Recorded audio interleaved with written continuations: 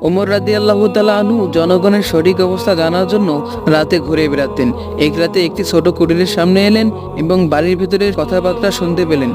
মা তার মেয়েকে আদেশ করছেন, তাড়াতাড়ি দুধের সাথে পানি মেশাও, ভোর হয়ে এলো।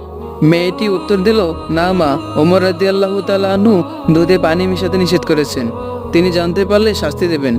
মা বললেন, ওমর দেখতে পেলে তো? মেয়ে বলল, আমি প্রকাশ্যে তার আনুগত্য করব আর গোপনে তার অবাধ্যতা করব? আল্লাহর কসম, এটা আমার পক্ষে মোটেও সম্ভব নয়।